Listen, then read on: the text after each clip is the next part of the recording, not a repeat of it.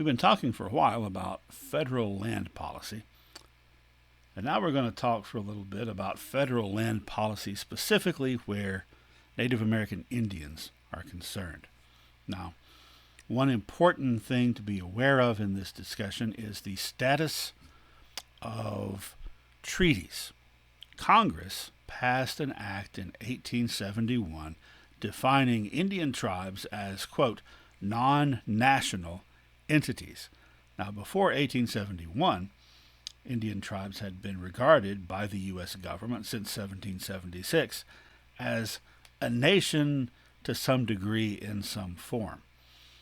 Domestic dependent nations, as the famous ruling in the Marshall Court in the 1830s put it.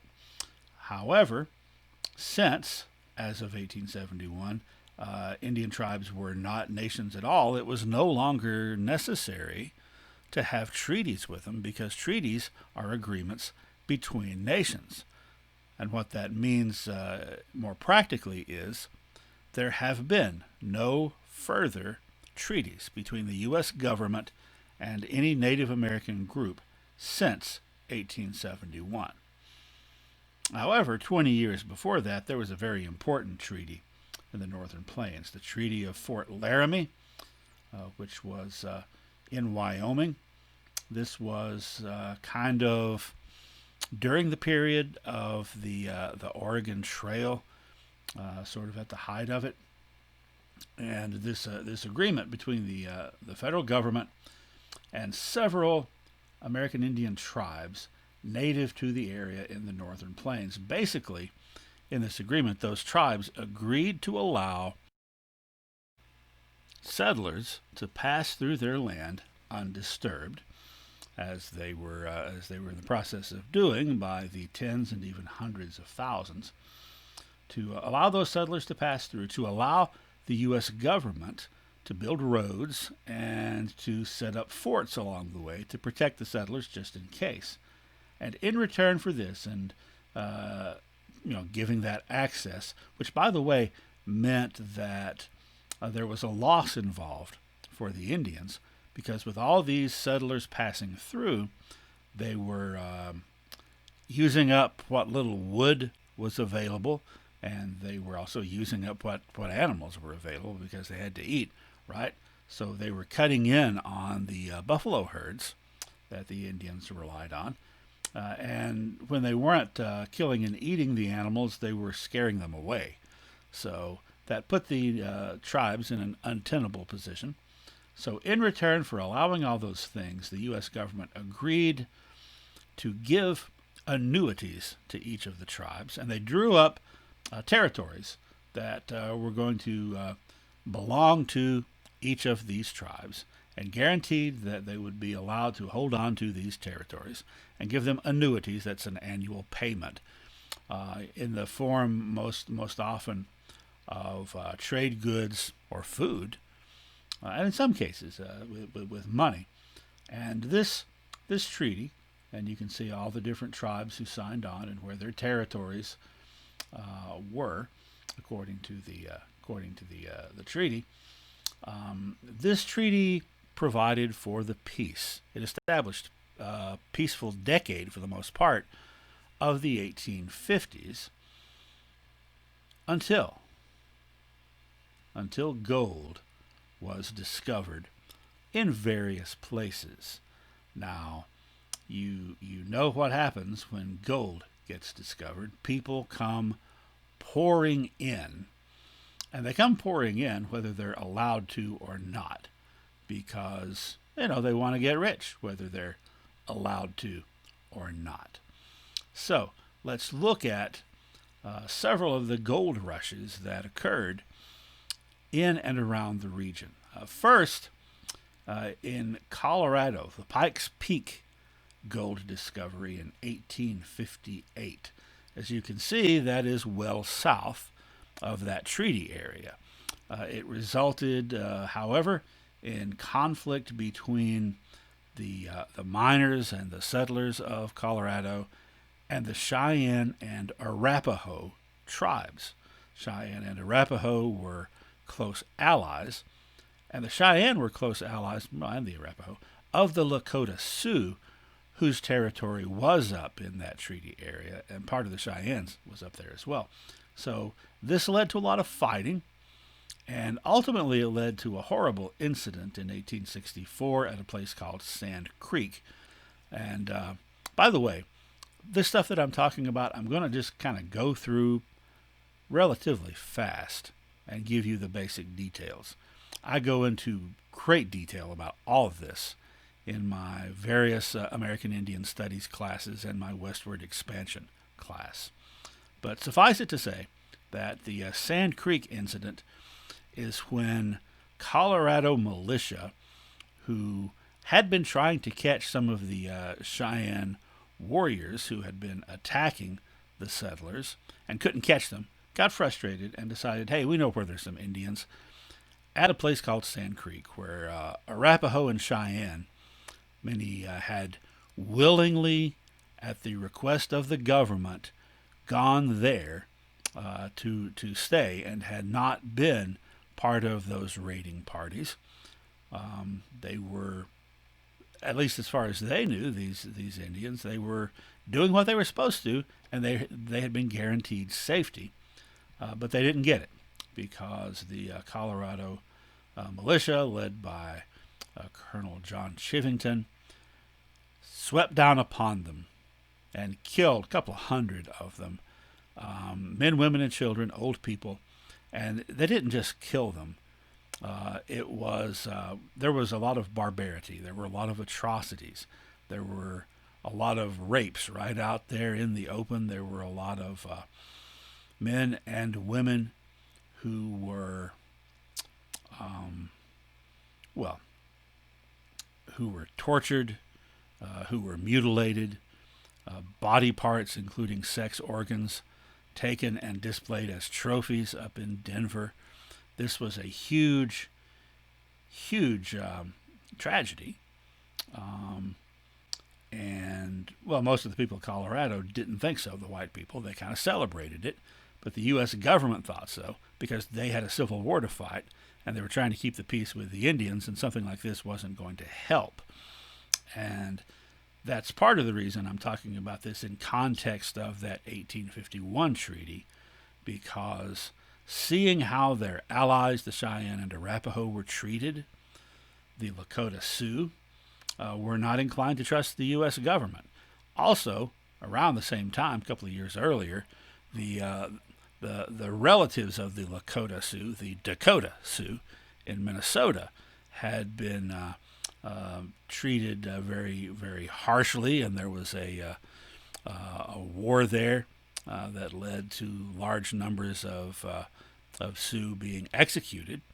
So the Lakota Sioux, they're in the treaty territory, like I said, not real open to trusting the government. And then gold was discovered in Montana, in the Powder River country.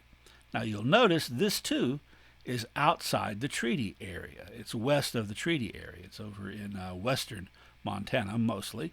However, when there's a gold rush, people come pouring in, and people from the east came pouring in right through that treaty territory, through roads that the government had built.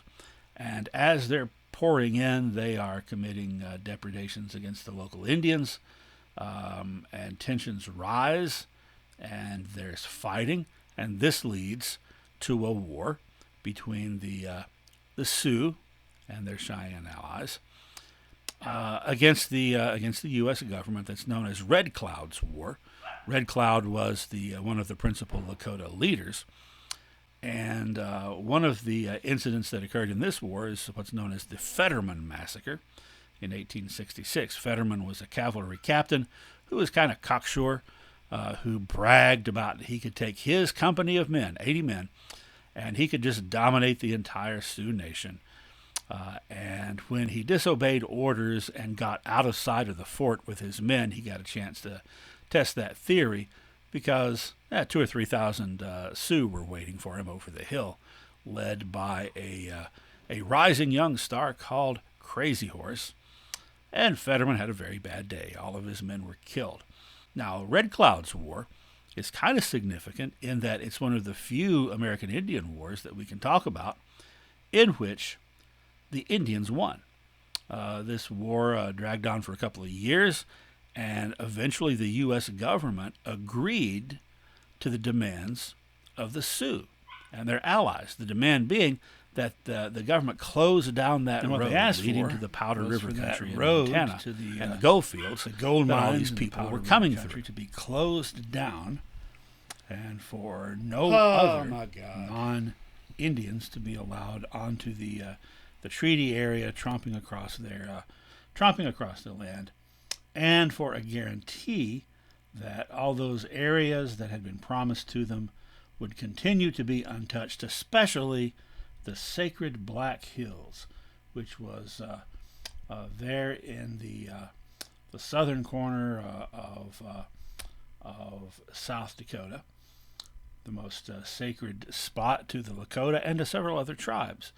And the U.S. government agreed to do those things, and there was peace again for almost a decade. And then, surprise, surprise, gold was discovered in the Black Hills. Now, when this happened, again, as always, miners come streaming in. The Lakota and their allies didn't respond well to this. Again, there was tension. Again, there were altercations. But this time, the federal government and the U.S. Army acknowledged they had promised that these areas would be sacrosanct and protected for the Lakotas. However, there had been in 1873 a financial panic, depression, essentially. And at that time, the U.S. was on the gold standard, and more money could not be printed unless there was an equivalent amount of new gold in circulation. So that kind of posed a problem. So as more miners came pouring in, at first, the U.S. Army troops were there to arrest them and escort them back out of Sioux territory. But as soon as they did, they turned around and come back. Eventually, it became apparent the only way to stop these people who were intent on getting rich was perhaps to kill a couple of them. And killing a couple of citizens or more is not the sort of thing the United States government does on an election year, which this was, 1876. By the way, the town of Deadwood had sprung up near the Black Hills, which would become a famous mining town. So essentially, President Grant and the U.S. Army just sort of had to, well, they didn't have to, but they chose to stand back, throw their hands up, and let happen what may, because they couldn't stop the tide of prospectors. And then more prospectors came in, and the Lakota killed some of them. And so that started a war, the Great Sioux War. And it was during the Great Sioux War that, similar to Fetterman, Lieutenant Colonel George Armstrong Custer and his 7th Cavalry had a very bad day at the Battle of the Little Bighorn, which was a huge victory for the Indians, but was a short-lived victory because the power that was brought to bear against them by the U.S. Army was crushing. Sitting Bull, who was the spiritual leader of several of the Lakotas, took his group and went to Canada. Crazy Horse eventually had to surrender and was killed while surrendering. And the Lakota were confined to individual reservations split apart from one another. So here, inside the boundary of the 1851 treaty lands, is the territory that had originally, in 1851, been given to the Lakota Sioux.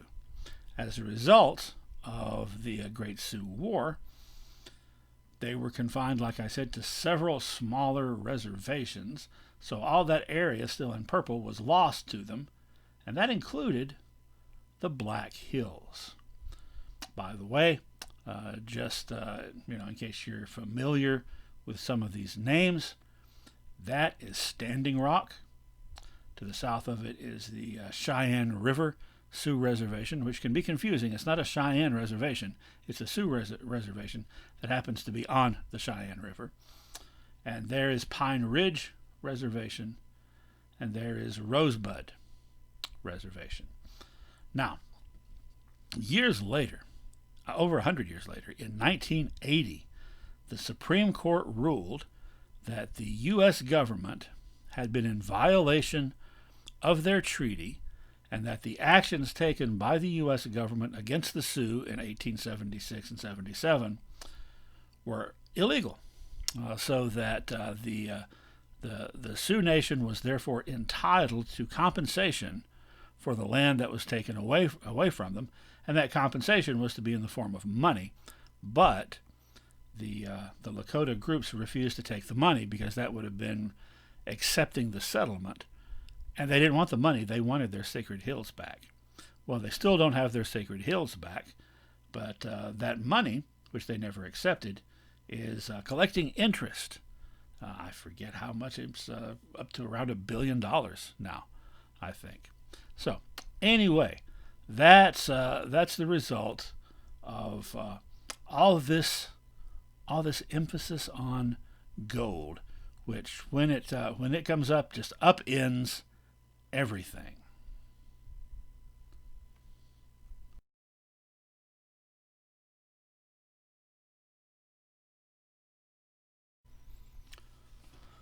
The last major Indian war came to an end almost a decade later in 1886 with the surrender of Geronimo, which made the Chiricahua Apaches, which he led, the band that he led, made them the last free and autonomous Native American groups operating within the contiguous United States. Once they were captured, once they were surrendered,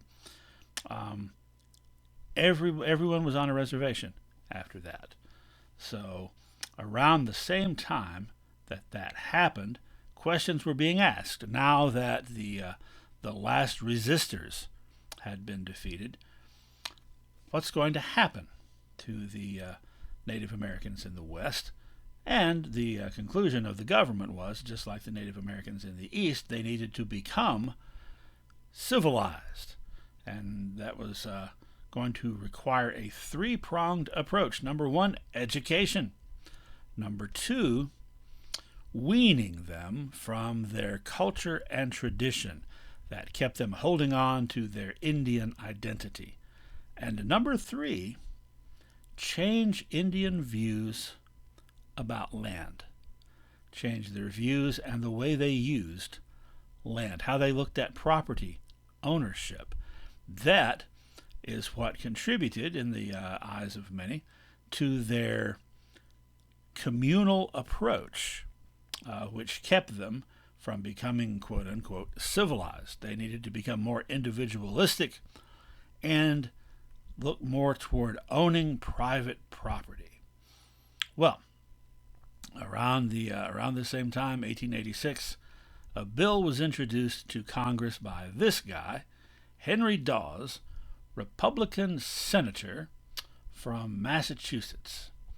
And his bill, which passed the following year and is now known as the Dawes Act, officially the Indian Allotment Act of 1887, was geared toward breaking American Indians away from that communitarian tribal outlook toward land and weaning them from their culture. So essentially what this meant was that the tribal political structures of each tribe were going to be disincorporated by the U.S. government. There would be no more tribal government. And the land, which was controlled in each case by the tribe as a whole, was instead going to be divided up into lots and allotted to members of the tribe. So each head of household, and because this is done under the auspices of the U.S. government, the head of household is the husband/father, no matter how patriarchal or not patriarchal a tribe might be. Each head of household would get 160 acres. Now, what this means is that if you've got a relatively small tribe on a relatively large reservation, because let's say they are hunters, and therefore they need more land to hunt, and then everything gets divided up into plots and assigned to each family, well, there's going to be a lot of land left over. In some cases, 75% or more of the land is left over. All that land that's left over is going to become the property of the U.S. government. It's going to become public land, and the U.S. government is going to sell that land or give it away to encourage settlement in these various areas. Now, another thing that's important to remember here is that this is trying to teach Indians how to be private landowners, and as private landowners, with each individual now in charge of his 160 acres, if you want to sell that, that's fine. Now, previously, the tribe had to agree to any ceding of land. However, now that they are private landowners, they can sell their land, and the fact is that in most of these reservations, the people are extremely, extremely poor, and there's not enough there really to support them, so that put them in a position where they really were often forced into selling their land. And by doing that, that's more Indian land lost, right? So there's all the land that's lost that was left over after the allotting, and then inside that, little bits and pieces are sold off by individuals. Now, all this amounted to some very fundamental changes. The shift from communal property to individual property, that's what the government was aiming for, but some other side effects. The native peoples were tribal peoples, they were communal peoples, and they tended to live together in villages. Now they're being spread out into a rural countryside, with each family having their own small farm, nearest neighbor quite a ways down the road. And so those communities were broken up, and that led to a sense of isolation to a lot of native people. It felt unnatural to them.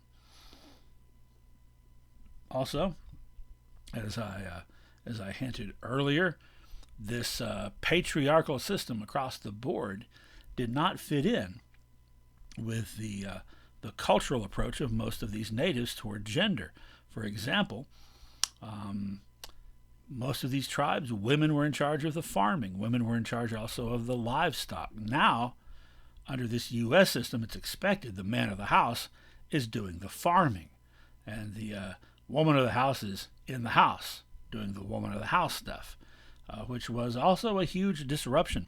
Also, a disruption was the fact that as these Indians are being Americanized and forced to conform to American mores, that meant that some of the issues, such as especially with the Northern Plains tribes, of having more than two genders, or of having the socially acceptable practice of people who were born a particular sex, identifying as a different gender, and living and being accepted by the community as that gender. The Lakota word for that was winkte. Winktes were really looked upon as being special members of the community, and you were considered to be blessed if you had one in your family. The government officials in charge of the reservation didn't look on that so much as a blessing, so they tried to suppress that. Other parts of Indian culture were suppressed as well. Remember, the first item was education. So the practice began in the late 1880s of forcibly taking American Indian children away from their parents on the reservation and sending them to these distant boarding schools where young Native Americans of all different tribes were living together and studying together and being forced to live as if they were mainstream white Americans. The boys had to cut their hair, They had to wear these suits. They had to, they were not allowed to practice their own religion. They were not even allowed, in some cases, to speak their own language. And they would be heavily punished. This continued, by the way, for almost 100 years. This continued up until the 1970s. And as that was being done, a lot of these young men and women never came back home again alive because there were outbreaks of illness. Because remember, they didn't have natural immunity to a lot of different things. So an outbreak could just sweep through one of these schools and kill large numbers of people. This was a huge cultural shock to generations of Native Americans. Now, the land that the Indians had was often well-watered land because, you need water to survive, right? And we're talking about, remember, the arid West. So the areas that the Indians were actually living on were very desirable to settlers. And coming in and allotting that land and making the excess available for settlement, that kind of helped to alleviate some of the public outcry against the national park system that had been in place since the 1870s, in which large sections of land were set aside to be preserved as natural refuges and not developed. And, a lot of people were upset about that. They wanted to settle there. So opening up these Indian lands kind of mollified them somewhat. The most famous example of this was in Oklahoma, where there were a lot of tribes had been forcibly relocated. And then when they got allotted, that land was opened up, and that led to the Oklahoma land rush. The first big rush in 1889, when a bunch of land was opened up, and it was like a big race. Everyone lined up on the morning of, and then the starting gun was fired, and you had to race out there into the prairie and stake your claim to the area that you wanted. And towns grew up overnight, just overnight. Some people, by the way, kind of were, they cheated. And they went out early under the cover of moonlight and snuck out there and planted their stakes in the places that they wanted. They wanted to get there sooner than everyone else. And that's where we get the term Oklahoma Sooners. Well, that's one way that Indians were deprived of their land in the late 19th century. Now, we're going to look at the relationship between Native American tribes and this park system that I talked about.